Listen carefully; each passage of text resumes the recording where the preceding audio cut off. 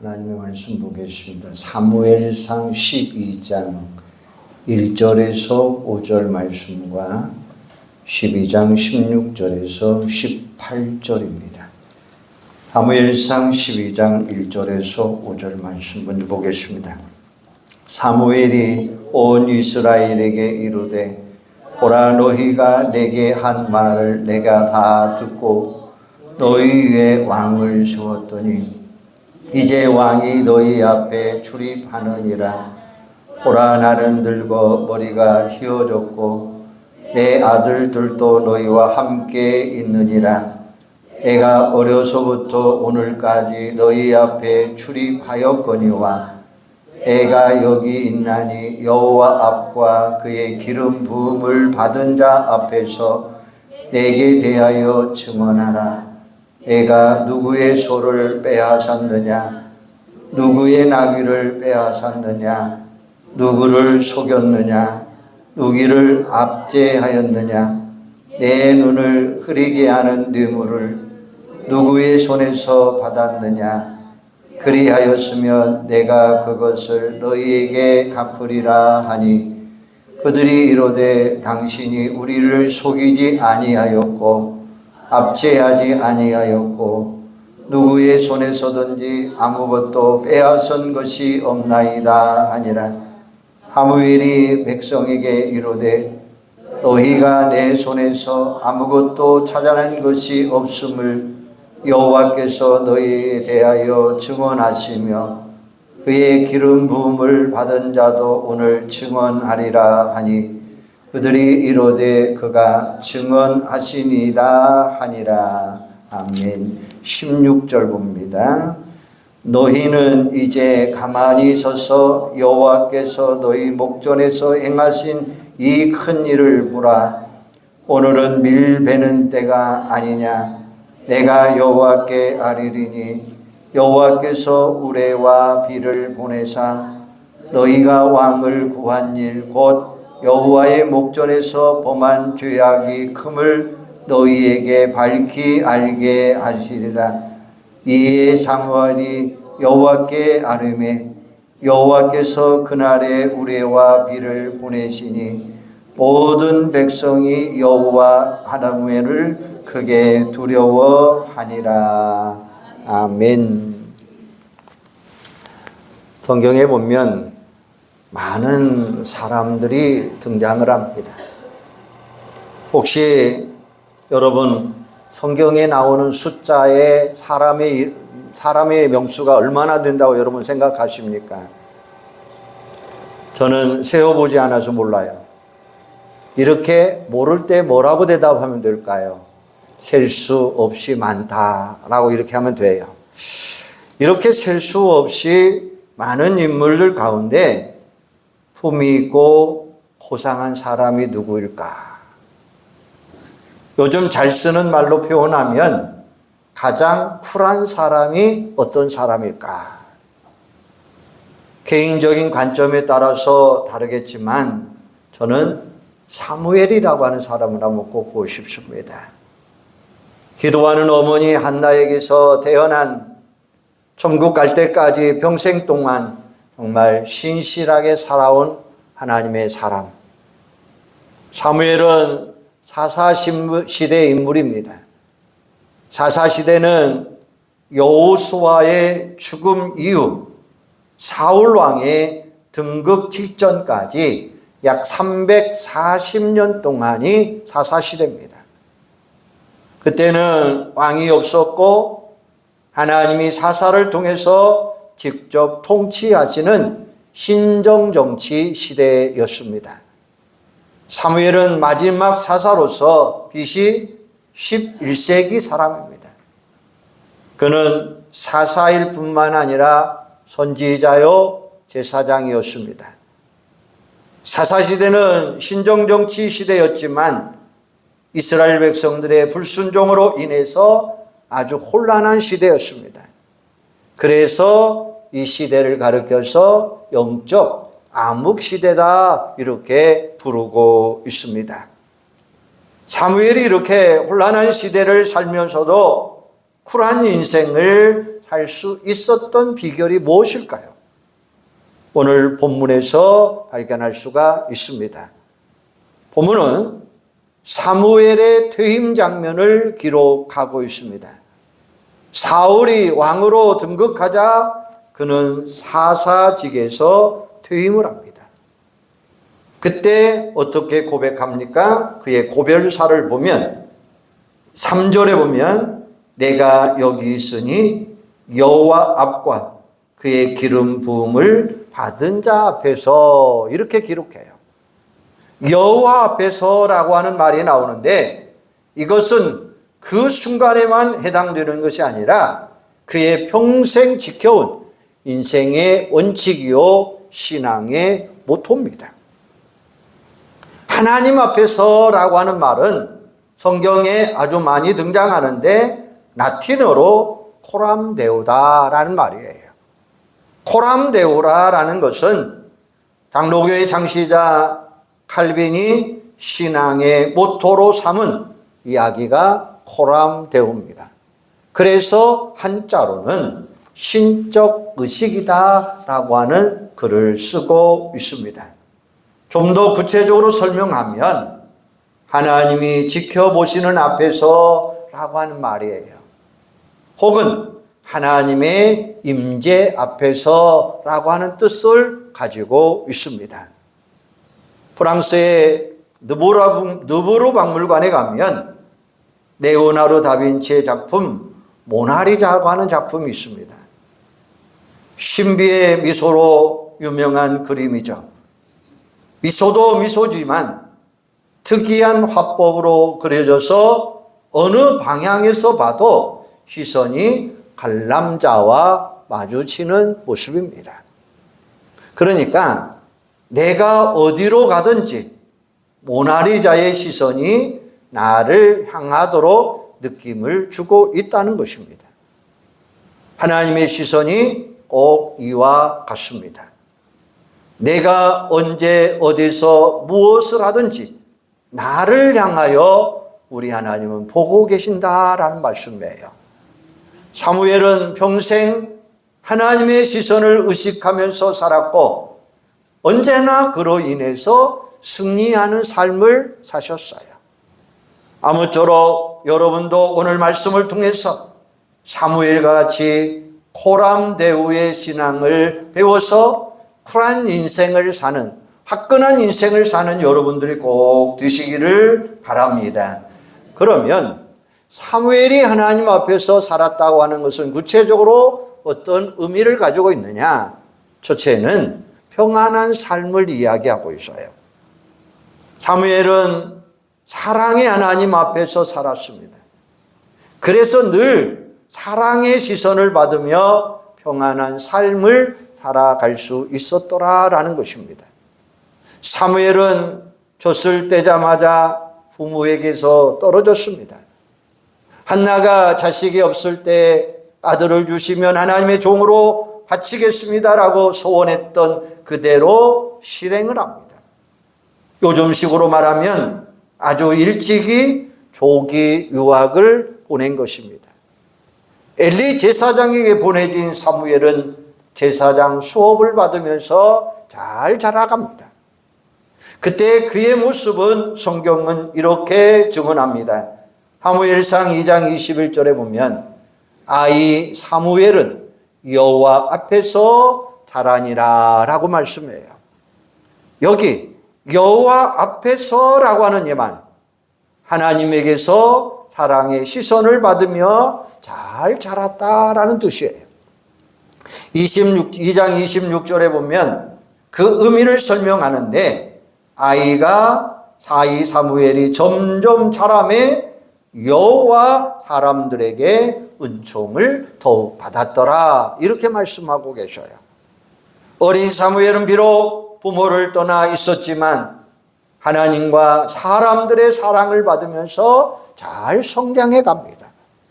더 나아가 평생 동안 그와 같은 삶을 살아요. 그래서 언제나 늘 평안한 모습으로 살아갑니다. 하나님은 당신의 자녀를 향하여 사랑의 시선을 놓지 않으시는 분이십니다. 그래서 시편 34편 15절에 보면 여호와의 눈은 의인을 향하시고 그의 귀는 그들의 부르짖음에 귀 기울이신다, 이렇게 말씀하고 계셔요. 하나님이 매 순간순간마다 나를 지켜보고 계신다라는 것입니다.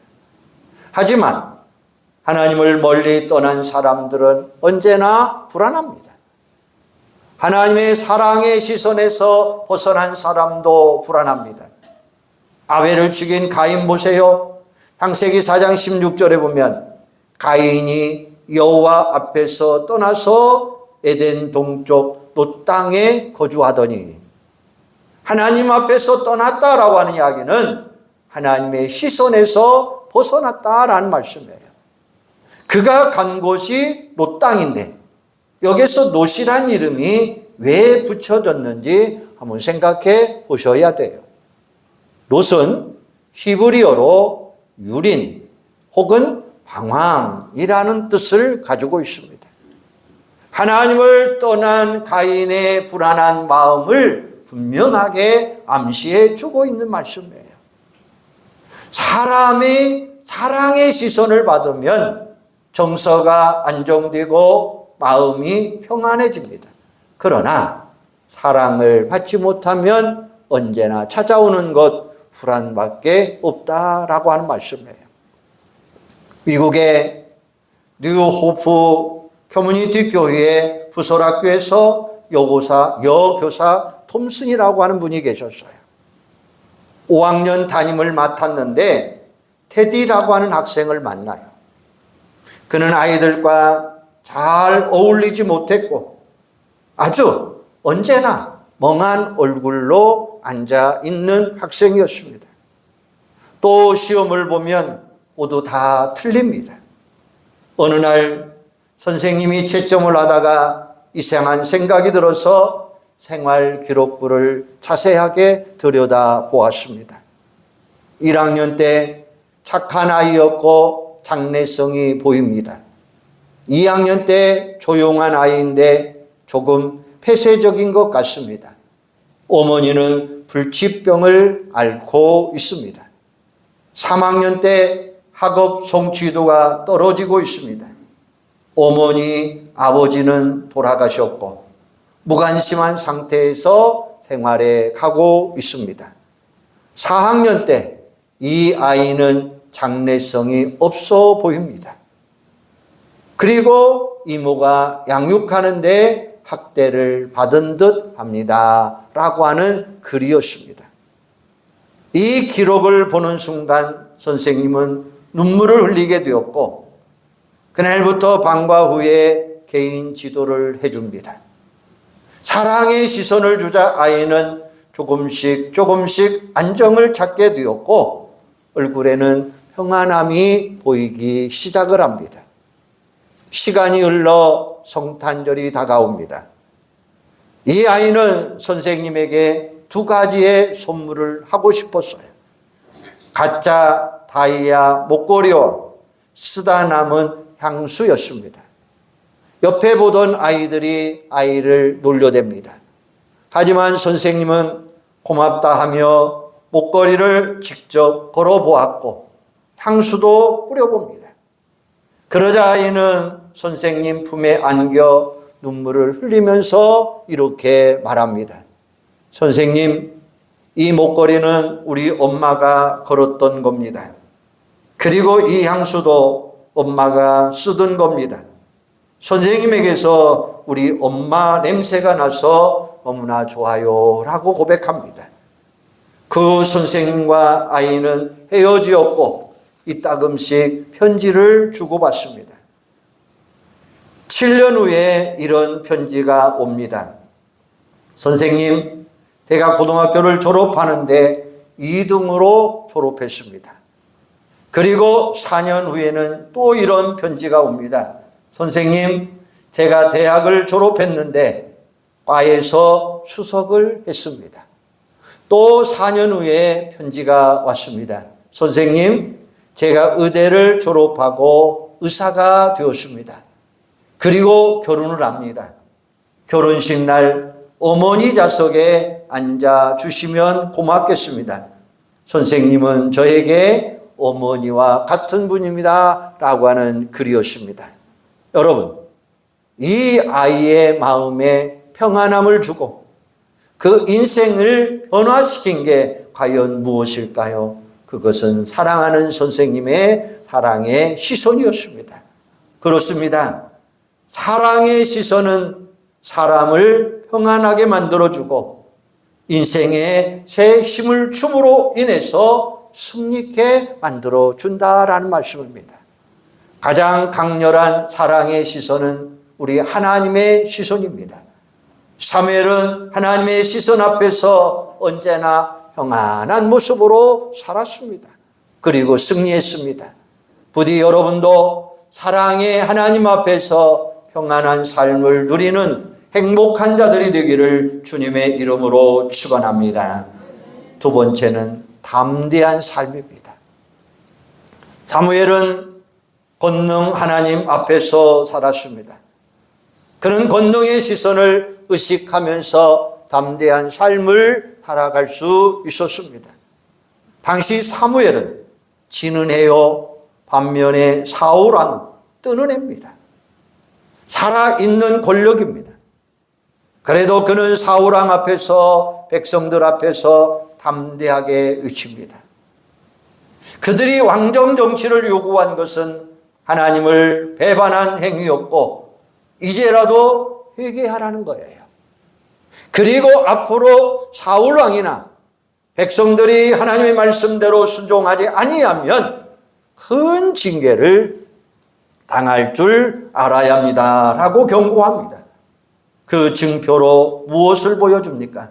오늘 본문 17절 18절이에요. 오늘은 밀베는 때가 아니냐? 내가 여호와께 아뢰리니 여호와께서 우리의 비를 보내사 너희가 왕을 구한 일 곧 여호와의 목전에서 범한 죄악이 큼을 너희에게 밝히 알게 하시리라. 이에 사무엘이 여호와께 아뢰매 여호와께서 그날에 우리와 비를 보내시니 모든 백성이 여호와와 사무엘을 크게 두려워하니라. 이렇게 말씀해요. 밀베는 추수기에는 건기 때입니다. 비가 한 방울도 오지 않는 시기입니다. 그런데 우리가 지고 비가 쏟아집니다. 백성들이 두려워합니다. 그러자 사무엘이 위로하며 앞으로 잘하라고 권면합니다. 여러분, 사무엘이 어떻게 이처럼 담대할 수 있었을까요? 사람 의식하지 아니하고 권능의 하나님을 의식했기 때문에 이런 놀라운 선포를 할 수 있었던 것입니다. 잠언 29장 25절에 보면 사람을 두려워하면 올무에 걸리게 되거니와 여호와를 의지하는 자는 안전하리라. 할렐루야. 베드로 보세요. 그는 예수님 앞에 있는 하나님의 권능은 발견하지 못했습니다. 그래서 그는 겁을 먹고 3번씩이나 예수님을 부인합니다. 그러다가 예수님과 시선이 마주칩니다. 양심이 찔려 통곡했지만 아직은 하나님의 권능을 바라보지 못합니다. 그 예수님의 부활을 체험하게 되고 성령 강림으로 인해서 성령 충만하게 됩니다. 이제 베드로는 권능의 하나님을 의식하게 됩니다. 초대교회 시대에 수도 없이 붙잡혀 핍박을 당하기도 했지만 그는 언제나 담대했습니다. 사도행전 4장 19절에 보면 베드로와 요한이 대답하되 이르되 하나님 앞에서 너희 말을 듣는 것이 하나님의 말씀을 듣는 것보다 옳은가 판단하라. 이렇게 말씀하고 계셔요. 종교개혁 시대의 순교사화입니다. 고교도에서 핍박을 받아 하영에 처해진 스위스의 순교자가 있었습니다. 그는 맨발로 장작 더미에 올라갑니다. 화형 집행 직전 감독하던 치안 판사에게 그는 이렇게 외칩니다. 판사님, 내 가슴에 손을 얹어보세요. 평소보다 몇 박이 더 빨리 뛰면 하나님과 기독교 부인해도 좋소라는 이야기였습니다. 그는 마치 침대 위에 누워 잠드는 사람처럼 태어났습니다. 권능의 하나님이 보고 계심을 확신하고 모든 일이 가능했다고 하는 말씀이죠. 사랑하는 여러분, 우리가 살아가고 있는 이 세상은 험한 세상입니다. 순간순간 어려운 위기 상황이 우리 앞에 닥쳐오고 있습니다. 그러나 어떤 상황 속에서도 권능의 하나님 앞에서 살면 우리는 언제나 담대한 삶을 살아갈 수 있다는 것입니다. 이런 담대함으로 늘 승리하는 여러분들이 되기를 주님의 이름으로 축원합니다. 세 번째는 정직한 삶입니다. 사무엘은 공의로운 하나님 앞에서 살았습니다. 공의로우신 하나님의 시선을 의식하면서 정직한 삶을 살아갈 수 있었습니다. 하나님의 눈을 의식하는 사람은 남이 보든 안 보든 차이가 없어요. 당연히 언제나 정직하게 살아갑니다. 사무엘은 일평생 동안 그렇게 살았어요. 그는 그 당시 사사요, 선지자요, 제사장이었지만 절대 권력을 쥐고 있었습니다. 그럼에도 불구하고 그는 이렇게 말하고 있습니다. 절대 권력은 절대 부패한다. 왜 그럴까요? 눈에 뵈는 게 없어서 그렇습니다. 사람들을 무시하다 보니까 함부로 행동합니다. 그러나 사무엘은 공의로우신 하나님의 시선을 의식했기 때문에 언제나 정직하고 깨끗한 삶을 살아갈 수 있었다고 하는 사실이에요. 오늘 본문 3절 말씀에 보면 내가 여기 있나니 여호와과 그의 기름 부음을 받은 자 앞에서 내게 대가여 증언하노라. 내가 누구의 소유를 빼앗았느냐? 누구의 나귀를 빼앗았느냐? 누구를 속였느냐? 누구를 압제했느냐? 내 눈을 흐리게 하는 뇌물을 누구의 손에서 받았느냐? 그리하였으면 내가 그것을 너희에게 갚으리라 하니라고 말합니다. 사무엘은 백성들에게 다그칩니다. 자기가 잘못한 일이 있으면 다 보라고. 그러자 백성들이 뭐라고 반응합니까?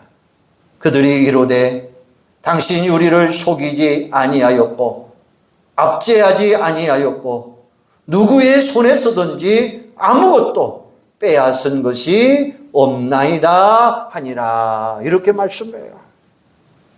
백성 중 그 누구도 사무엘을 비리를 발견하지 못한 거예요. 이구동성으로 그의 정직성을 증언하고 있습니다. 여러분, 하나님은 우리의 일거수일투족을 주장하시는 분, 감찰하시는 분이에요. 그래서 시편 11편 4절에 보면 그의 눈이 인생을 통촉하시고 그의 안목이 그들을 감찰하시도다 이렇게 말씀하셔요. 영국의 뉴캐슬대의 한 연구소에서 흥미로운 실험을 합니다. 캠퍼스 내에 커피 자율 판매다가 있었는데 돈 안 내고 가져가는 학생들이 많이 있더라는 거예요. 그래서 자율 판매대 앞에 붙여 놓았던 꽃그림을 떼고 그 대신에 사람의 눈에 그림을 부착해 보았다는 거예요. 그랬더니 수입이 3배나 증가하더라라는 거예요. 무슨 말입니까? 남의 시선을 의식하면 정직하게 할 수밖에 없다는 거죠. 여러분, 그 그림 속에 있는 사람의 시선도 이렇게 무서운데 하물며 불꽃 같은 하나님의 시선은 어떻겠습니까? 라는 말이에요. 사람들이 죄를 저지르고 부정직해지는 이유는 다른 사람이 보지 않는다라고 생각하고 있기 때문에 그렇습니다. 다른 사람이 안 봐도 공의로우신 하나님은 우리를 감찰하고 보고 계신다는 사실을 꼭 확인하시기를 바랍니다. 하나님의 시선을 의식하면 저절로 정직한 삶을 살아갈 수밖에 없는 거예요. 그러니까 이런 겁니다. 하나님의 눈을 의식하면 정직한 삶을 살게 되고, 하나님의 눈을 의식하지 아니하면 죄악된 삶을 살아갈 수밖에 없더라라는 거죠. 많은 사람들이 정직하게 살면 손해본다는 허위의식 가운데 빠져 있습니다. 남들이 모두 부정직하고 사는데 나만 정직하다 살면 손해가 아니냐라고 하는 생각입니다. 그래서 부정직에 대해서 자기를 합리화하고 있습니다. 그러나 그렇지 않아요. 공의의 하나님은 우리를 보고 계시는 분이에요. 하나님은 심판자로서 이 세상에서 예비된 심판을 하고 계시고, 장차 최후의 심판대 앞에 우리를 완전히 심판하시는 분이에요. 하나님 앞에서 정직한 삶을 살면 반드시 하나님은 보상해 주시겠다는 것입니다. 요셉을 보세요. 애굽의 노예로 팔려가서 보디발의 집에 있을 때 그 부인이 그를 유혹했잖아요. 그때 그가 어떻게 거절합니까? 이 집에는 나보다 큰 이가 없으며 주인이 아무것도 내게 금하지 아니하였거니와 금한 것은 당신뿐이니 당신은 그의 아내임이라. 그런즉 내가 어찌 이 큰 악을 행하여 하나님께 죄를 지으리오 라고 말씀하고 계셔요. 공의로우신 하나님 앞에서 그는 도저히 더러운 짓을 할 수 없다라는 것입니다. 그래서 단호히 거절했던 것입니다. 보디발의 아내가 원한을 품고 모함을 해서 감옥에 가지만 하나님은 다 그를 보고 계셨어요. 그를 인정해 주시고 나중에 감옥에서 나와서 애굽의 총리까지 이르는 아름다운 모습을 우리는 알고 있습니다. 한국유리 창업자인 고 최태섭 장로님의 이야기입니다. 그는 정직한 기업을 경영했고 기부도 많이 한 유명한 기업가입니다. 6.25 전쟁 당시 이런 에피소드가 있습니다. 중공군이 개입하면서 아군이 일사후퇴를 할 때 모두 피난을 떠납니다. 그도 피난을 가야 되는데 은행에서 제출받은 돈이 있어서 얼른 갚고 떠날 생각이었습니다. 급히 은행에 가서 직원에게 대출금을 갚겠다고 하더니 대출 장부도 없고 피난 가야 되니까 돈을 받을 수 없다 이렇게 말합니다. 그래도 막무가내 받으라고 합니다. 그는 하는 수 없이 영수증을 떼어주고 받습니다. 그 후 제주도로 피난 가서 사업을 했는데 군 부대에 식료품을 납품하는 일을 했습니다. 사단장이 그의 정직성을 보고 생선 납품업을 그에게 맡겼던 것입니다. 주문 물량이 자꾸만 늘어납니다. 부득이 큰 배를 구입해야 되는데 돈이 없습니다.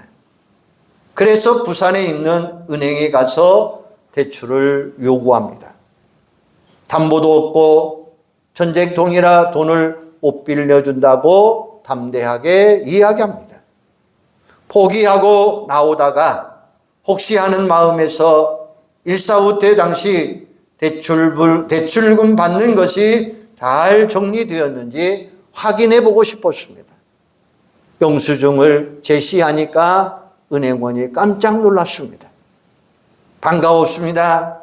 바로 그분이군요. 선생님은 은행가에서 전설 같은 인물이 되었습니다. 은행장님을 만나게 해주겠습니다 라고 이야기합니다. 은행장이 반갑게 맞이하면서 무담보로 거액을 대출하게 됩니다. 그 돈을 갖고 사업함으로 인해서 큰 성공을 거두게 되었고, 이렇게 해서 한국유리 창업의 기초를 마련하게 되었더라라고 하는 이야기입니다. 장로님은 하나님 앞에서 정직하게 살았습니다. 하나님이 보고 계시기에 정직한 삶을 살았고, 이를 기억하신 하나님이 장로님을 도와주었다고 하는 이야기죠. 하나님 앞에서 정직한 삶을 살면 반드시 승리케 하신다는 사실입니다. 사랑하는 여러분, 명심하시기를 바랍니다. 사무엘처럼 하나님 앞에서 살면 우리도 쿨한 인생을 살아갈 수 있습니다. 행복해집니다. 승리합니다. 부디 하나님 앞에서 그분의 시선을 의식하면서 평안한 삶, 담대한 삶, 정직한 삶으로 복되고 아름다운 인생을 살아가는 여러분들이 되기를 주님의 이름으로 축원합니다. 기도하겠습니다. 하나님, 은혜와 사랑을 감사합니다. 사무엘이 하나님 앞에서 어떻게 살아가고 있었다는 것을 오늘 우리들에게 말씀해 주셨습니다. 사무엘은 사랑하는 하나님 앞에서 언제나 평안한 삶을 살아가는 모습을 볼 수가 있었습니다. 사무엘은 권능의 하나님 앞에서 언제나 담대한 삶으로 그는 살아갈 수 있었습니다. 오늘 우리도 이 사무엘처럼 하나님 앞에서 평안한 정직한 삶을 살아감으로 인해서 하나님이 원하시고 이루시고 행하시는 그 놀라운 뜻을 이루어갈 수 있는 쿨한 인생들이 되도록 축복하여 주시옵소서. 부디 하나님 앞에서 그분의 시선을 의식하며 평안한 삶, 담대한 삶, 정직한 삶을 복되고 아름다운 인생으로 살아갈 수 있는 저희들이 되도록 주여 도와 주시옵소서. 아버지 하나님, 한국유리의 창업자인 고 최태섭 장로님의 이야기를 통해서 다시 한번 우리도 장로님처럼 아름답고 정직한 삶을 살아갈 때 하나님은 그를 축복하셨고 그의 모든 길을 인도해 주셨고 승리케 하여 주셨던 것처럼 오늘도 우리는 하나님의 시선을 통해서 아름다운 모습으로 승리하는 주인공들이 다 되도록 하나님 역사하여 주시옵소서. 예수님의 이름으로 기도하옵나이다. 아멘.